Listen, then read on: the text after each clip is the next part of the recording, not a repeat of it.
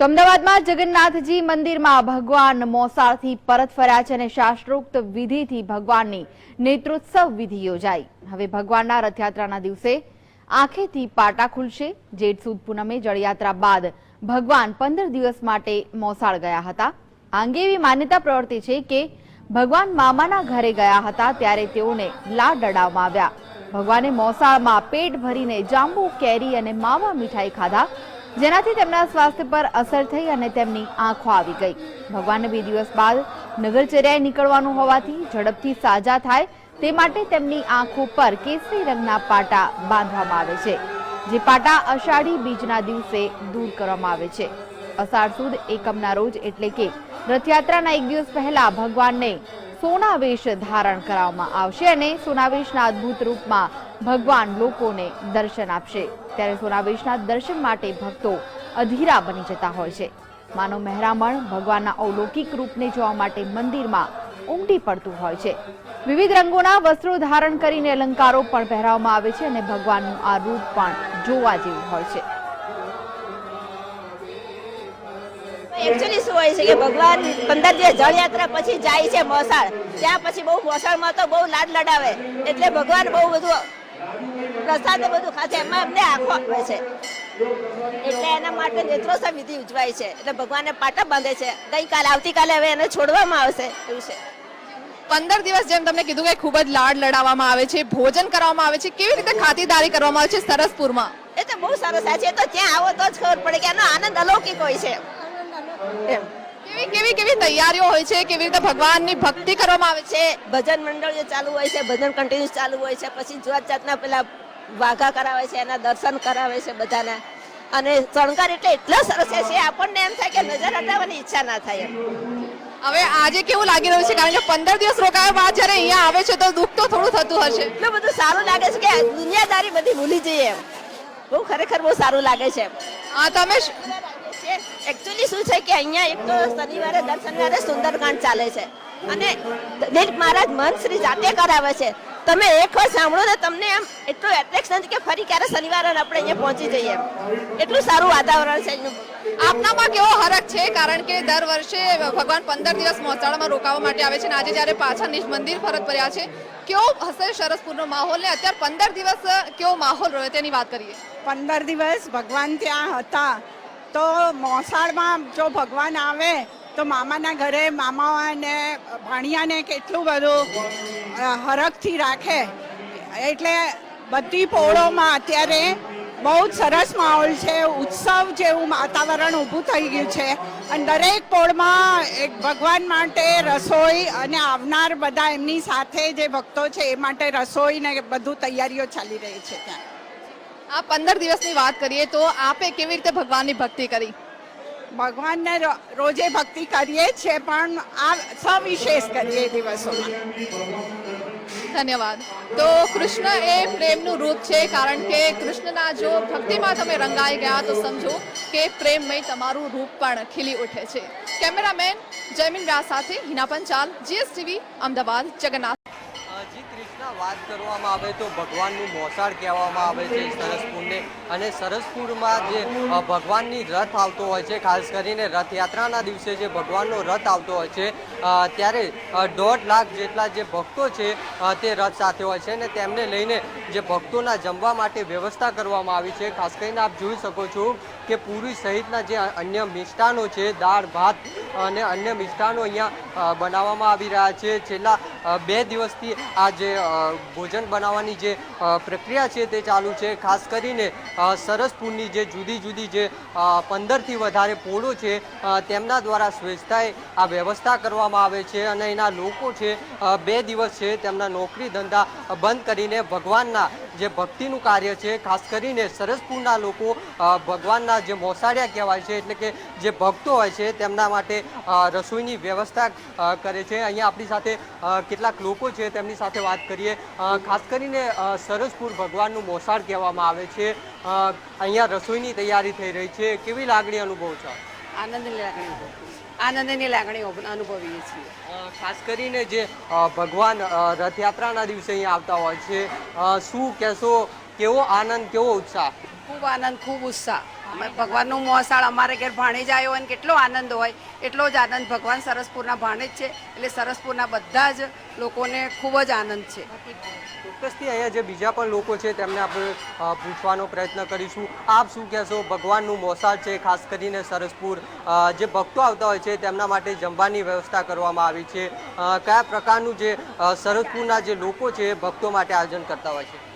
આયોજનમાં તો એવું છે કે અમે લગભગ 40 વર્ષથી આ રસોડું કરીએ છીએ. રસોડામાં અમે 1000 કિલો લીટની પૂરી, 1000 કિલો બટાકાનું રસાદાર શાક અને લગભગ 1500 કિલો જેટલો મોહનથાળ ચોખ્ખા ઘીનો બનાવીએ છીએ. અને લોકો જે ભક્તો જે બહારથી આવે, મહેમાન આવે, એ લોકોને નીચે બેસાડી પંગત પાડી અને પ્રેમથી જમાડીએ છીએ. અને લોકો સૌ આનંદથી જમે છે અને પ્રભુ પ્રસાદી લઈને જય રેનકોટ બોલીને સૌ પરત ફરે છે.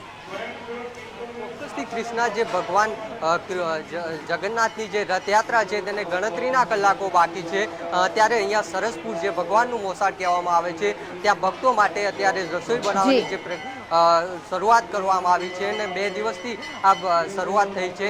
ખાસ કરીને અહીંયા એક કહેવત પણ છે કે જે ભક્તો આવે છે ભગવાનના રથની સાથે તેમને ભૂખ્યા જવા દેવામાં આવતા નથી. અને સરસપુરના જે લોકો છે ખાસ કરીને મોસાળિયા હોવાથી ભગવાન જગન્નાથના તેઓ પણ અહીંયાથી ભક્તોને ભૂખ્યા જવા દેવામાં જતા નથી. અને આ લોકોને આ જે ભગવાનનું જે ભોજન, ભક્તોને ભોજન કરવામાં એક અનેરો આનંદ અને ઉત્સાહની લાગણી તેઓ અનુભવી રહ્યા છે. જી ચોક્કસ મૌલિક, સરસપુર વાસીઓ તો હવે તૈયારી કરી રહ્યા છે જ્યારે રથયાત્રા આવશે ત્યારે. તો એ કહીશ કે હરિ તારા અનેક અવતાર તારા, કયા અવતારને પૂજું હે નાથ.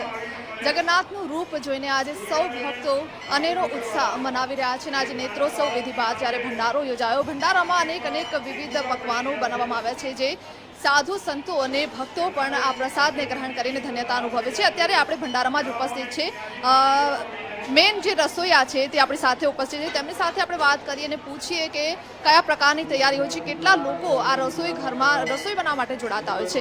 જે આપનું સ્વાગત છે, આપનું નામ શું છે ને જે આજે ભંડારો યોજાયો છે તો કેટલા દિવસની તૈયારી ચાલતી હોય છે, કેટલા પકવાન બને છે, કેટલા લોકો જમતા હોય છે? આપણે અત્યારે 5-6 દિવસથી તૈયારી ચાલે છે. અત્યારે 15 થી 20 હજાર માણસ જમે છે. મારું નામ બહાદુરભાઈ છે, ગુરુ કૃપા કેટરર્સનું કામ કરું છું. અત્યારે 200 થી 250 માણસ છે અમે. અત્યારે માલપુરા છે, દૂધ પાક છે, પછી 2 ચણા છે, પછી બટાકાનું શાક છે, કઢી, પુલાવ, ભાત છે, ભજીયા છે, 8-10 જાતની વેરાયટી બને. કેટલી સામગ્રીનો વપરાશ થતો હોય છે? 3000 લીટર દૂધનું દૂધપાક બને છે. 3000 લીટર. અને બટાકા આપણે કેટલા વાપરીએ છીએ? 1000 કિલો બટાકા વાપરીએ છીએ. આમાં 300 કિલો ચણા એનું શાક બને છે. આપણે ખાસ એ પૂછવા માંગીશ કે દરેક મંદિરમાં જાઓ અલગ અલગ પ્રસાદ આપણને ગ્રહણ કરવા મળતો હોય છે, તો જગન્નાથ મંદિરમાં કાલી રોટીને ધોળી દાળનું ખૂબ જ મહત્વ છે. તે વિશે જણાવો. વર્ષોથી ચાલી આવતી આ પરંપરા છે ને એ પ્રમાણે જ આપણે બધાને આગળ વધવાનું હોય છે આમાં. અને બધાને અમને બનાવવામાં આવી એટલો આનંદ આવે છે અને તમને બધાને જમવામાં આવી એટલો આનંદ આવે છે. અને અમે દિલથી કામ કરીએ છીએ અહીંયા બધા.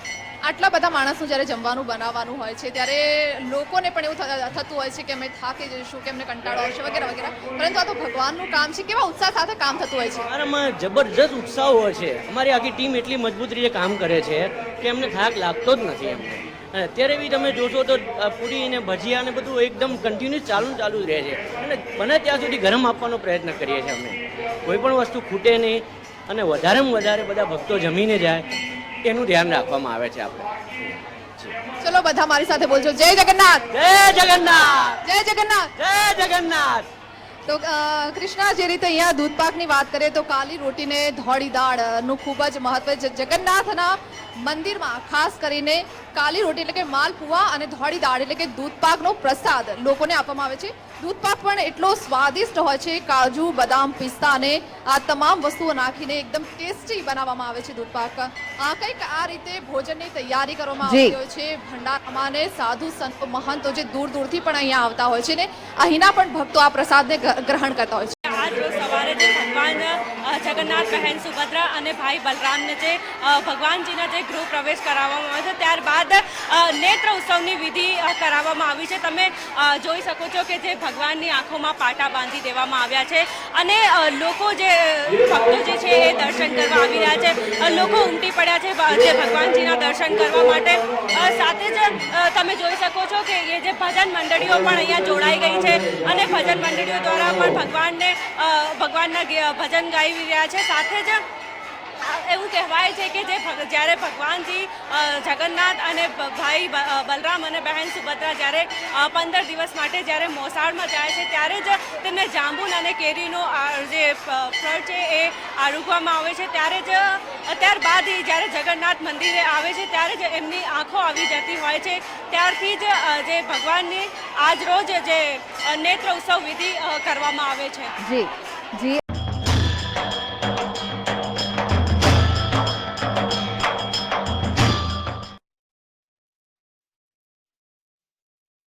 વાત કરવામાં આવે તો ભગવાન જગન્નાથની જે 140મી રથયાત્રા યોજાવાની છે, ખાસ કરીને લાખોની સંખ્યામાં જે આ રથયાત્રા છે તેમાં ભક્તો જોડાતા હોય છે. અનેક જે રાજકારણીઓ તેમજ મહાનુભાવો પણ જોડાતા હોય છે. ભગવાન જગન્નાથની યાત્રાનો જે રૂટ છે એ તમામે તમામ જે રૂટ પર આજે પોલીસ દ્વારા અને જે NSGના કમાન્ડો તેમજ રેલવે પોલીસ ફોર્સ દ્વારા આજે રિહર્સલ કરવામાં આવ્યું હતું અને ખાસ કરીને એક કોન્વો પણ પસાર કરવામાં આવ્યો હતો. આ ઉપરાંત જે રૂટ છે ત્યાં તમામે તમામ જે પોલીસ કર્મીઓ તેમજ NSGના કમાન્ડોને ગોઠવી દેવામાં આવ્યા છે. ખાસ કરીને ડ્રોન દ્વારા પણ જે રથયાત્રા છે તેના રૂટ પર નજર રાખવામાં આવશે. તેથી આ ડ્રોન દ્વારા કોઈ અનિચ્છનીય ઘટના હોય તો જાણી શકાય અને ડ્રોન જે વિસ્તારમાં ઉઠશે તે તમામે તમામ તેની જાણકારી પોલીસને મળી રહેશે અને પોલીસને જો કોઈ પણ અનિચ્છનીય ઘટના દેખાશે ભીડમાંથી તો તરત જ તે એક્શન લેશે.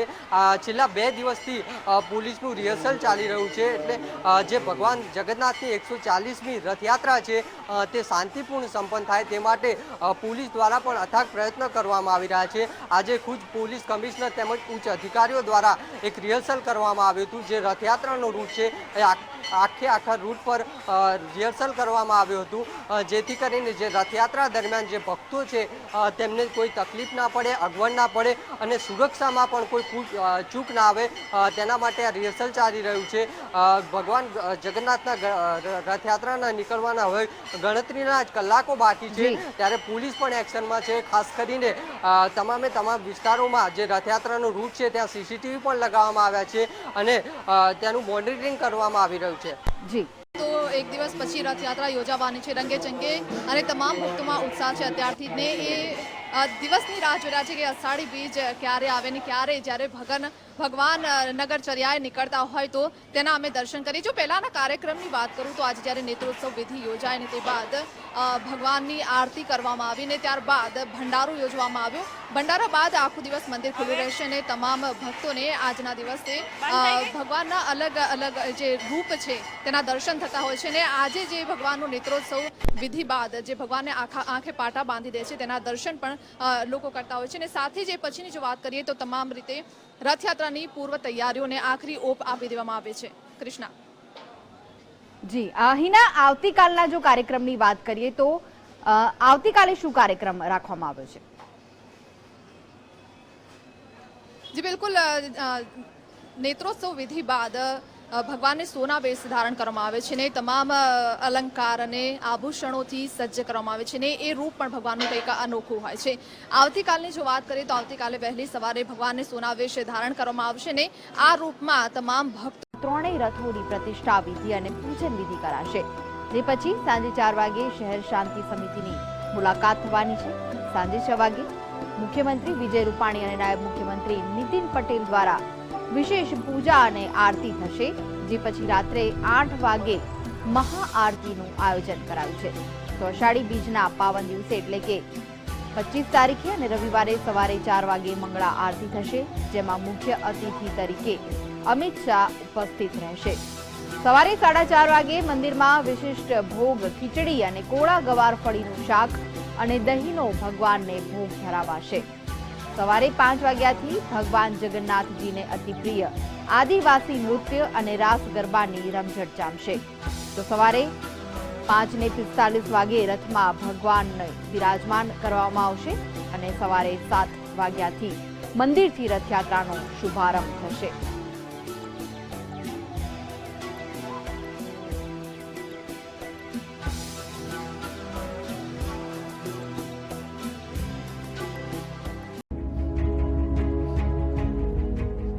રથયાત્રાને લઈને અમદાવાદનો દરિયાપુર વિસ્તાર પોલીસ છાવણીમાં ફેરાઈ ગયો છે.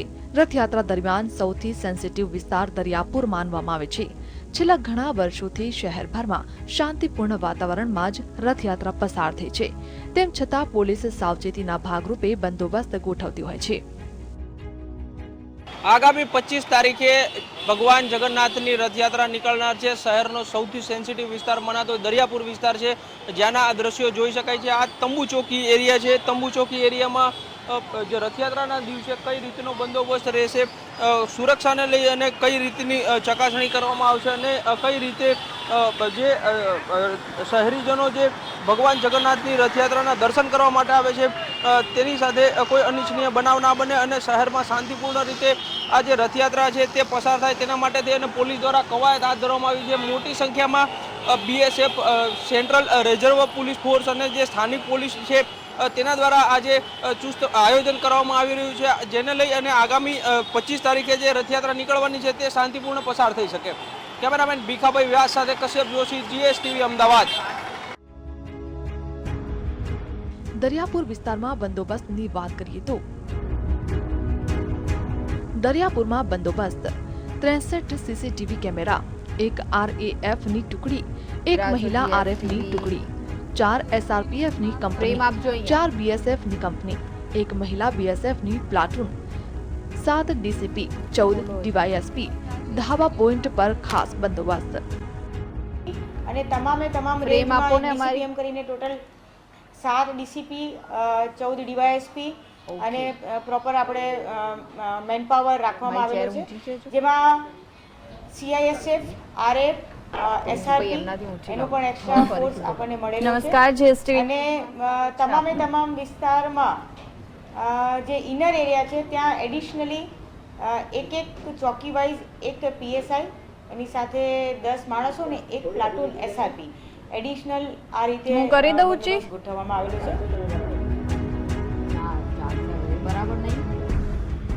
રથયાત્રા પૂર્વેની તૈયારીઓના ભાગરૂપે અમદાવાદની તમામ પોળમાં દેખાઈ જતી હોય છે.